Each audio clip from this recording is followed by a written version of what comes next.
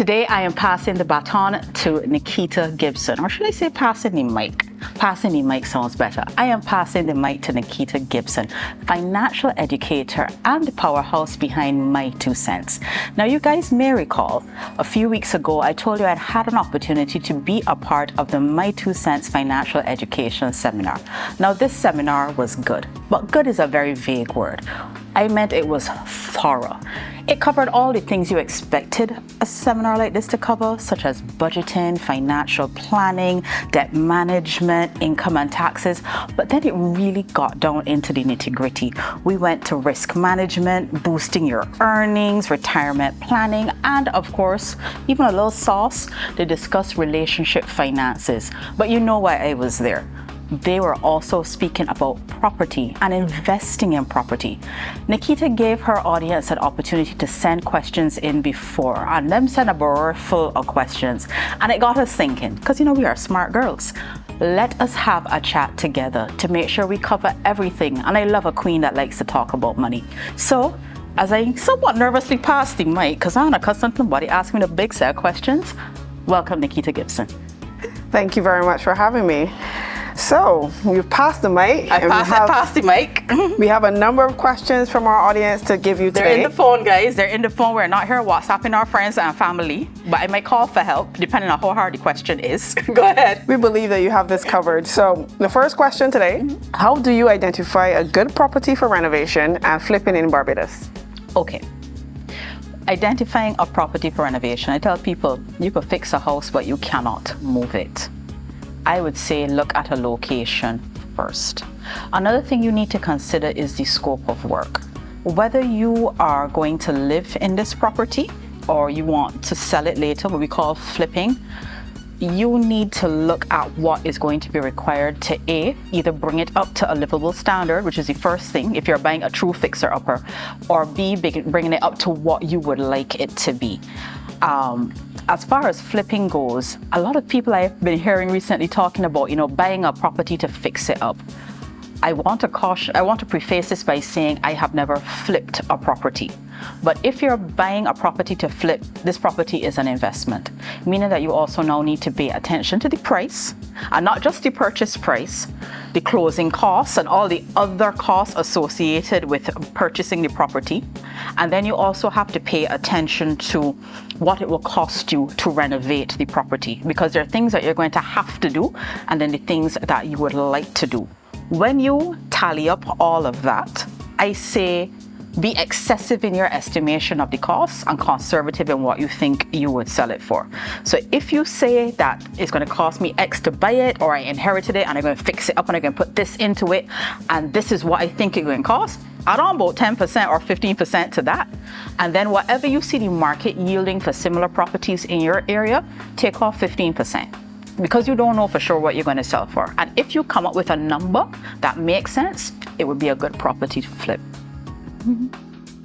That's pretty thorough, Kelly, to be honest. So, coming out of that question, what are some of the key factors to consider before investing in a fixer-upper? Listen, I can't stress this enough. The scope of work, right? We have been spoilt with HGTV and other shows, and it is expensive to fix a property, particularly a property that is not in a livable state. So I would say you need to factor in the scope of work. Also, if you are looking at older properties, because older properties tend to carry a price point that is more attractive, you need to not just consider the age of the property, but if there are any encumbrances on the property, i.e., is this property a property you can actually buy? Is it in any legal entanglements? We spoke on the series before about estate planning, and sometimes people have properties that they go to sell that are not theirs legally to sell. Another thing, and this is something I learned the harder way with mine, older properties tend to not have drawings. So when you now go to fix up this property and you say you want to now go and put a light switch here and the plumbing here and all of that, there are no drawings for you to give to a contractor or a foreman or an architect. And all of these are other costs that come into that you need to consider. So that is where I would say to start framing the narrative in your head if you're looking at one of these properties. So you mentioned a little bit about flipping earlier, as well as obviously talking about some of those factors in terms of investing. So I'm gonna change it a little bit to the money, right? Okay. So how much of a contingency budget should someone plan for when building or renovating? You're asking somebody that just here spending money like they're printing it. But we know you have experience with this, so. I do. I would say work with 15 to 20% in your mind. And when I say you might not necessarily have the cash set aside, most of us don't just sit on that kind of cash, but you need to have, like I did for this property I'm renovating, I withdrew money from my pension. I would not go around the place advocating anybody do that, but you need to know that you have access to money that is your money, because what you do not want to do after you get a mortgage is have to borrow money to put into an investment. You're going to eat out your money like that. So I'll say work with 10 to 20% contingency, and for that, have a plan where it is going to come from. Okay, that is perfect. You know, in previous episodes, you would have mentioned the fact that you would have went to your pension fund, and that was a part of your contingency plan for this project. Now, as you would have just mentioned, you said 10 to 20%, give or take, we should set aside for contingency. So what are some of the pros and cons of actually going towards withdrawing from your pension fund? Well, the first one is that you would have been investing in your pension for your future. It is a part of your financial portfolio. For me, it was not the only tool in my financial toolbox. So I also have annuities. I have 3 annuities in place that have maturity dates that are staggered and closer towards what would have been the retirement age. In addition to that, I also have other investments. I mean, we know about the properties. So I am not, or should I say, from where I'm sitting, I am not compromising my retirement wholesale. Also, keep in mind, I'm still quite a way off before I can benefit from that. What I am doing now, even if I took the money from the pension plan, put it in this property and sold the property, I could take any profits from there and put it back into a pension plan. So for me, the pros outweighed the cons, but it is very subjective. I would not go to people and say, you know, you could take it out of your pension plan, because you could be older. If you're a person like in your 50s or approaching 60s, I'm not going to tell you go and compromise your plan. You may also not have anything else in place, but my financial toolbox presently has in other things that if I were to reach retirement without a private pension, because it's important to say this is the private pension, this ain't government pension, right? The private pension, I still have a way to facilitate my life and living. Okay, that's very important to note. And what about some of those cons then? Because it wasn't the first time I did it, I was just focused on the benefits. But the truth is you lose 25%. 25% of a lot is a lot. 25% of a lot is a lot. But at where I am in this project, I really had more benefits than that. But if I was older and I didn't have other things in play, other policies, I don't think I would have used that as an option. Well, your contingency plan definitely worked for you. And it was good to have that plan already orchestrated from the beginning. So some of our attendees wanting to know, what are some of the essential tips for working with contractors to ensure the project stays on track? And of course, in budget. Okay. So I have had the opportunity to work with 3 different contractors on different scales of projects. And one, as we know, is a work in progress. One thing I have noticed that people do, which they don't seem to do with any other profession, is that they tend to go for the cheapest route, right, to save money. And what I have observed, I don't know everybody that build a house, what you might save in money, you're going to lose in time and pay in stress. So I would just say straight off, when choosing a contractor, do not be guided first by price for services. Because when you need a surgery done, yes, you don't want to pay your arm and a leg for a surgery, but you want to know that the surgery will be done. right? You want to know that the doctor has the resources and the team around him to conduct the surgery. You want to know that you can reach the doctor for follow-up care and all of these things. These are things you need to look at when looking for a contractor. In terms of keeping the project on time, mine is not on time, but I think what you need to be mindful of is the reason why things are not on time. If it's a case of the weather, there's nothing you could do about that. You don't control the weather. You will not be able to control some things like availability of materials. If there's a concrete shortage in Barbados, it's going to be short for everybody. So if there's a natural disaster, a storm coming, some things you won't be able to control. What I do think is worth asking a contractor is who does his core team comprise of? Because a contractor is one person, but you will need a plumber. You're going to need masons. You're going to need laborers. You're going to need a lot of different people. You're also going to need some core equipment over a period of time. You're going to need generators. You're going to need drills. You might need a bobcat. The conversation I would have is, what resources does this person have, right? Because you need people to be working on your project around the clock, right? To get your work done. You don't want to have a project that has a lot of stops and starts. And that happens when you have a contractor that doesn't have a core team. So every time something that has to be done, he needs to now go and find an electrician. Then the electrician gotta go and find 3 other electricians to work with them. So the conversation I would have is about the team and the flow of work, because the price is going to go up. That low price that you probably chose them for is going to go up when you have a lot of starts and stops. Okay.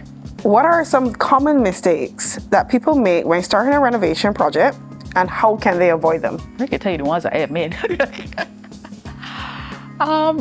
Well, the one that I made is the drawings. Now, I was told to get drawings. I went along with all the drawings.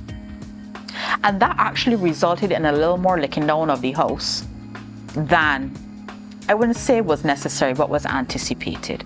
Because you can say things like, yeah, I want a lot of electricals. I want a plug here and a plug there and a plug there and a plug there. But if you don't have no drawings to tell anybody where the plugs were in the first place, all we can do is look down to find where certain things should go. So for me, I would say drawings. I would say also, I tend to veer towards the sunny side of things. So if you tell me this thing is, going to be $90,000, $100,000, I'm going to believe that it's going to be close to that. Even though I know the budget is going to grow, I'd say the pitfall is going to be a budget. But for me, it was drawings. It wasn't so much the process of doing the mortgage, but I'd also say don't bite off more than you can chew. I think sometimes, and I think maybe even Bajan Renovation might have done this, it kind of romanticizes a process where you see that it looks fun. And the truth is, I'm having a good time, but it is a very big project. And I would not recommend someone, and this is just me, I mean, if you brave along, I would not say to someone who has never gone through a mortgage process to go through a mortgage process for a big reno. That's a lot, that's a big bite for you. And unless you think you have not even the financial wherewithal, the mental wherewithal to go through all the different ups and downs, I would say start a little small. There's some very sound advice there. So how do you determine whether a renovation will add value to a property? Okay. If it's your primary residence and you are fixing something to make your home more comfortable, more accessible, more appealing to you, well, then it has added value. Because your primary home's primary function is to house you and your family. Your primary home, until you sell it or do a refinance, it is not an investment.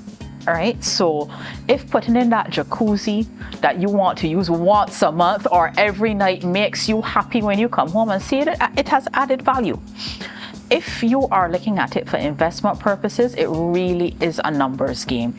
And I think sometimes it's hard for people to separate what they want from what is a financial investment.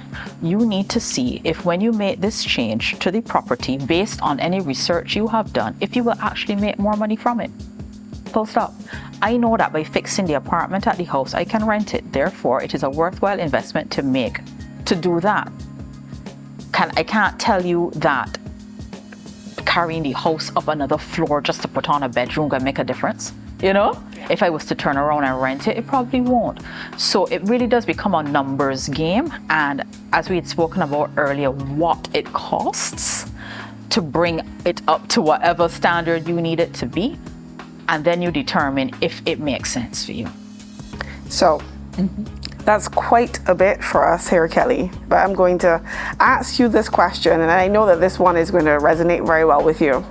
What's the process of managing a renovation while balancing other commitments? But you feel like balancing and in a position to tell somebody about balancing something? Well, Okay.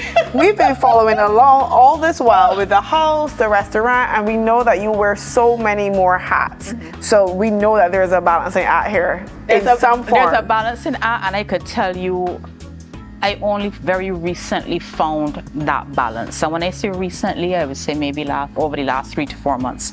Because as you said, there's the restaurant, there's a magazine, there are other things in play.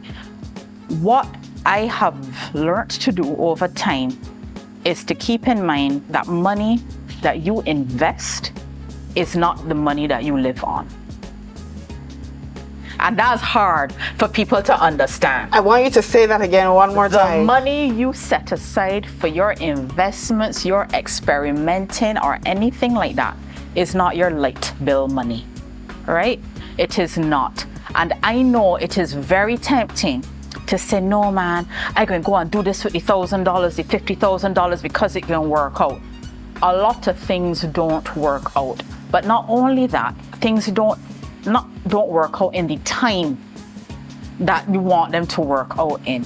So if I had a conversation with a girlfriend last night, because she asked me how I was managing my money, because she, as people see, you are doing a lot, you just spending money.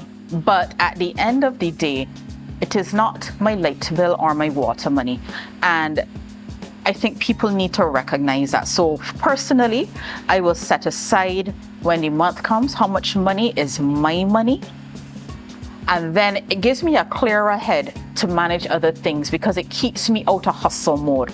Because if I go and give you my mortgage money and for some reason Nikita ain't get to me, it puts a lot of pressure. So I think that once you get into the space of investments, you need to learn, you become very pragmatic, and you need to separate emotion and feeling from what you are investing in. Because if you tie your thoughts and feelings up into everything you are doing, one, you're not going to sleep well, and you will not. But I'll say this much, I could say I only very recently got there when I realized where I had to draw the line. And I said, Kelly, if you are doing things that might compromise your obligations, you are going too far down now. You need to know when to stop, build back up, and then you could go again. Okay, that's very powerful, to be honest, that you were able to identify where you were at, pull yourself back, and then strategize. Recently, the key word here is recently. But it never matters when it happens, you know. The point is it happened for you. It happened, yeah. So that actually brings us to the last question for today. So thank you so very much for having me. The question now would be, do you want me to ask you more questions? You can ask me another because I think we're okay on time. Okay, all right. So you've shared a lot of nuggets with us today. And, you know, for anyone whether they're going into buying their house, building their house, doing a renovation project now, you know, all thanks to Bajan Renovations, or maybe they're looking to get into investing. You've shared with us, your viewers, the fact that this is not your first investment property. Yeah. And I think that's something that is at the forefront for everyone. So can you share a little bit about how does someone go about getting multiple investment properties? You know, many people are, when it comes to just one mortgage, for less, more than one. So it starts with one. It starts with one. I think we do ourselves a big disservice when we try to copy what other people are doing, because the thing is, you can try to copy an outcome and you don't know the process. And I think that is important. I would never, ever have bought this particular property to renovate if I had not done a renovation on the one before, which was much smaller. And I would not have done a renovation on the one before if I had not done one that was much smaller than that. So in terms of getting started, what I do think is happening now is actually easier. The banks seem to require less. I know at the time when I was doing my first property, I don't believe there were any 100% mortgages at the time. You never used to hear about 100% mortgages and legal fees and all these things being absorbed. I think right now it is cheaper to get onto the property ladder. So if you're thinking to start, go ahead. And I had a conversation with Republic Bank recently where they said that they were very open to doing second and third mortgages. I do not know if other lenders are in the same position, but start where you are with the information that you have. And if you haven't started, I think the best thing you can do is to make sure you are financially fit. Do not go to the bank with all sorts of short-term payments and credit facilities. So if you're paying off for the fridge, pay off for the fridge. If you can pay off for the car, pay off for the car. But you want to be in a position where you have some cash in hand. Even if the bank doesn't require you to put it in, you are in a better position with the bank if they see you have money. I think that helped me a little bit, that they saw the money was there. They didn't ask for it, but they just wanted to know you're not carrying a lot of short-term debt. I didn't have any credit card debt. They want to see how you manage your money. And that, to me, is the best starting point you can give yourself. Okay, well, you've kind of started into my next question as it relates to the financial institutions. So can you share a little bit with us about your process? How did it go for you? What are some of the things that persons need to take into consideration in choosing the right financial institution for them or for their project? Okay, so I'll say, you would know this, there's a difference between a bank and a lender. If it says bank in the name, is the bank. That's the bank. Scotiabank, Republic Bank, First, you know what I mean? Those are the banks. Then you have lenders, which would be like your COBs and your other credit unions and your Signias. You'll find that the terms for banks and the terms for lenders are very similar. I found, after I got over the shock of my first mortgage, and the shock was really just the paperwork. So in terms of what you're asking, in terms of how to prepare, what to do, you will provide this paperwork. And if you decide that you're going to take long to provide this paperwork, understand it will just take long. Nothing is happening until you send them everything you want. And guess what? The lawyer is going to ask you for the same information all over again. And Savior, do not have this conversation. No Bajan Renovation is to say this. Oh, but the bank asked me for this already. Just send the people the things. That initial round of paperwork can be a bit daunting. So just get your head in the game that this is happening. It's like applying for university, or you're sending a child overseas to school. You're filling out a mammoth amount of paperwork.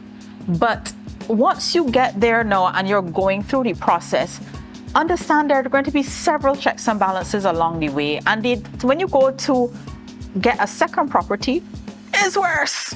And when you go for the third one, it's worse. This is not for the weak. It's not for the weak. I tell people, listen, conserve your energy here.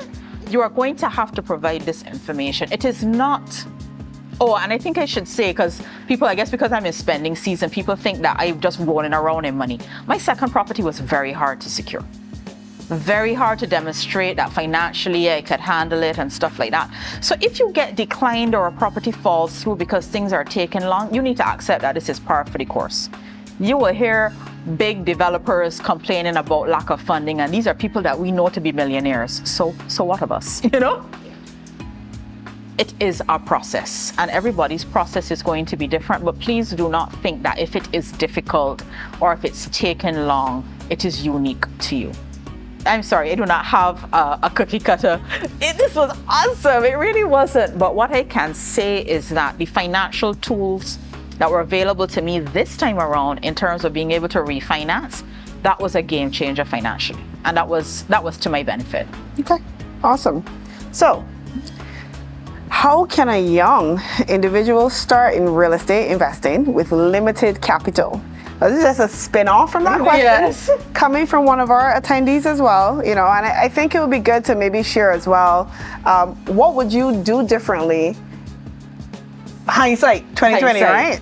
The younger youth, we're talking to the younger Kelly, what would you do differently as well? I think young people don't realize how much of their money that they work for, regardless of what their income in, belongs to them. The older you get, the more people take money from you, right? So if you're working for $2,000 a month, $2,500 a month, younger Kelly, who actually earned less money, knows now for certain she actually had more of her own money, right? Because mommy and daddy can still feed you. You ain't got no child. You ain't got no car payment. You're still sharing, all of these things. And what I would say is if you want to really get on the property ladder early and really take advantage of time, because if you get on a property, if you buy a property at 25, if you're in a position to do so, you could pay this off by 40. I'm 41. You've got real years ahead of you just to live, right? I would say, really, the old people say, just start setting something aside. Just start setting something aside. And even the seminar you had, the My 2 Cents seminar, these kind of spaces are so good for people to ask questions and hear financial information of people at different stages of their life. Because sometimes, if your parents telling you, it's going in one ear or out the other. But when someone else can say, listen, had I saved this money, had I not put this on a credit card, had I kept up to date with these bills, being financially fit in your early years is the gift you will give yourself in the later years. So just do that. So we touched a little bit on the young. I want to kind of switch it up a little bit. So what about the more mature person from the perspective of, and that our seminar would have touched on retirement planning. Yeah. So what are your views as it relates to real estate investing and retirement planning? I think it depends on your financial circumstance. People are living healthier lives longer. People are earning more.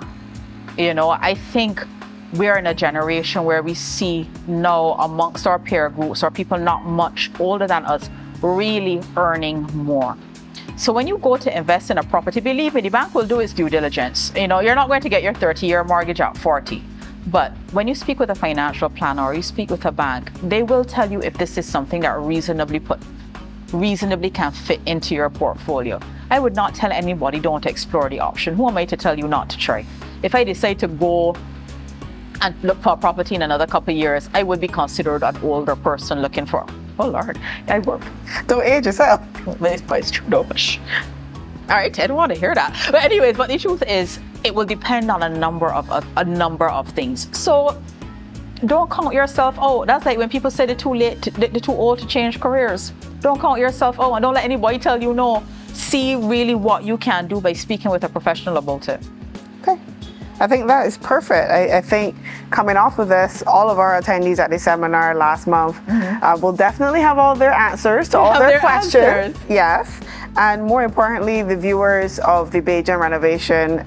So I think that we've covered essentially everything that we need to cover as it relates to finances and real estate investing. So thank you so very much for having me. Thank you too. Well, on that note, I will definitely say I know a lot of you are in the headspace of financial planning, and the My 2 Cents page is a really good resource. I cannot underscore how good that seminar was. I saw it was only the one that I went to for the year, but rumor has it there's one coming early next year, and I would strongly encourage you, regardless of what you're thinking of doing financially, whether you're just thinking of how to save better, if you're career planning, if you're starting a family, if you want to invest in property, financial education is an investment in yourself. So if you aren't following the page, I would say go ahead and follow it. It's free to follow, and start building out your financial literacy.